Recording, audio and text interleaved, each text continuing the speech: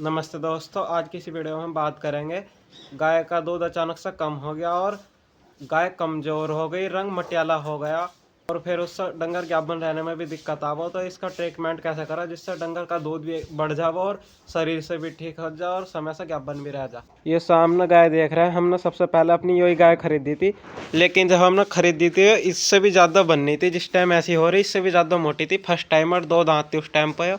और ये साइड में वीडियो देख रहे हैं तुम इसकी, हमने 2-3 महीने बाद में ऐसी कर दी थी।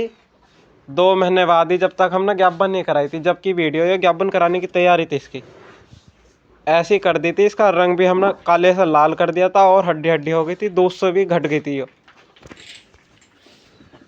तो फिर ना तो ज्ञापन रहने के चांस और ना दूध ही पूरा मिल गया। पूरा खवाने के बाद भी खल तो हम कारगिल की 8-10 किलो खल दे दें थे, कुछ और अलग से दे मनी थे।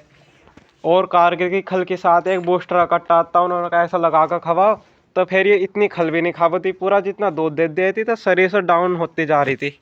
बूस्टर वूस्टर सब खवा ली थी, लेकिन कुछ फर्क नहीं लग रहा था। खली ज़्यादा नहीं खा रही थी, शरीर से दूध ज़्यादा निकाल रही थी, इसलिए इसकी हालत हो गई थी।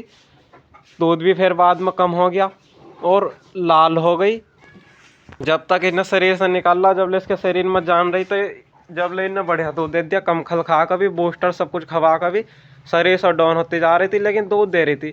फिर बाद में दूध भी कम हो गया और शरीर से तो गिरी गई थी, तो फिर गाभिन रहने के भी चांस नहीं थे। तो इसकी वो पहली वीडियो देख लो, अब से 4 साल पहली, 4 साल 2 महीने हो गए सलाह हो, 2 महीने बाद की थी ये। तो अब की ये देख लो, और हमने क्या हालत कर दी थी इस टाइम पर। क्या खवाना चाहिए, कैसे कैसे इसका देखभाल करनी चाहिए जिससे शरीर में डंगर ठीक रहे और समय से गाभिन रह जाए और दूध भी कम ना हो।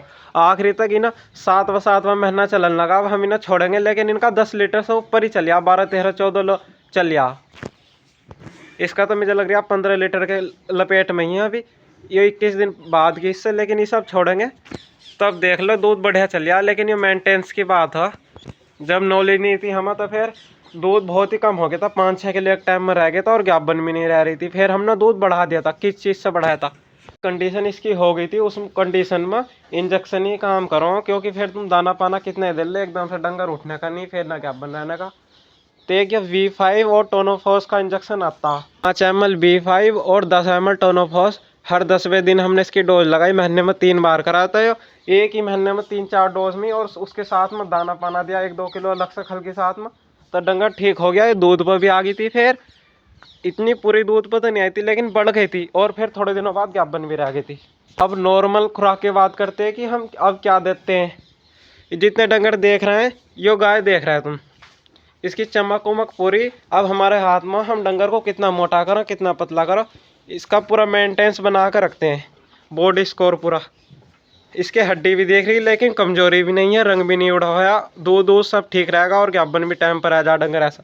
ये गाय देख रहा है, कमजोर तो मत लग रही होगी, लेकिन हमें नहीं लग रही। हमारे हाथ में हम कितना ही मोटा कर सको ना। अब ये इंजेक्शन डिमांड के ऊपर हमने तो 10वें दिन लगाया था, लेकिन 5वें दिन भी लगा सको। B5 टोनोफॉस का कॉम्बिनेशन बहुत बढ़िया लगा हमें, दूध बढ़ा दे और डंगर की कमजोरी कर दे। लेकिन हम अब कई साल हो गए, हमने तो किसी डंगर को कोई इंजेक्शन लगाया नहीं, क्योंकि अब सही से देखभाल करनी आ गई हम पर।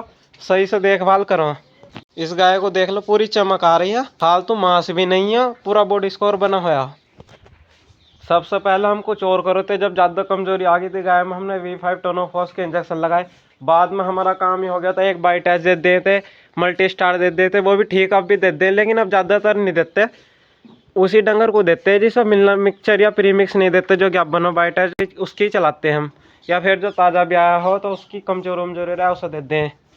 तो डंगर के ब्याने के बाद 50-60 किलो का पीसना बढ़िया वाला खवा दे हम, बाजरा चने ऐसी चीज़ खवा दे। ब्याने से पहले भी अपने को खवा रखो, लेकिन जो डंगर ब्या रहा हो सब ब्याने के तुरंत बाद जिससे कमजोरी ना हो, 2 किलो 3 किलो, इससे 3 किलो से फालतू डंगर को देना नहीं, फिर गोबर पतला करने लगा। उसके साथ अपनी जौनसी भी बढ़िया सी खल दे रहा है, बिना यूरिया वाली, कम यूरिया हो जिस खल में, उसके साथ में इस टाइम की बात बता रही है, उसमें प्रीमिक्स मिला दो।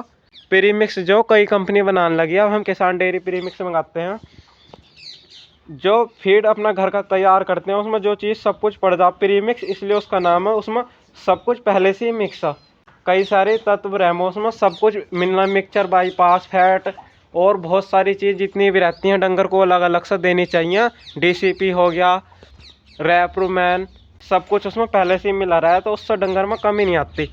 इस गाय को हमने पूरा प्रीमिक्स दिया जिस दिन से ब्याई। तो इसका बॉडी स्कोर देख लो ना, तो फालतू इसने बॉडी वेट लिया, लेकिन बॉडी स्कोर फर्स्ट क्लास बनाया, चमक उमक भी आ गई।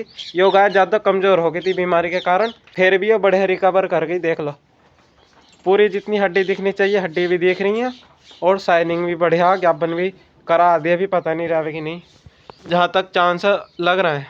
इस टाइम की खुराक तो यही है, लेकिन किसी को आपातकाल में किसी का डंगर ज़्यादा ही कमज़ोर हो रहा तो उसके लिए यही है कि V5 टोनोफॉस का इंजेक्शन या तो 5वें दिन या फिर 10वें दिन इनका 5 ml और 10 ml मिलाकर एक साथ ही देते रहो। तो 3-4 इंजेक्शन के बाद फिर अपना दाना भी शुरू करो उसके साथ में ही, तो डंगर पूरा दूध पर भी आ जाएगा और शाइनिंग मारने लगेगा। देख लो कैसी हो रही इस टाइम ये, लेकिन इसकी सही से देखभाल नहीं करी थी, तो वो वीडियो देखो तुम इसमें कैसी हो गई थी।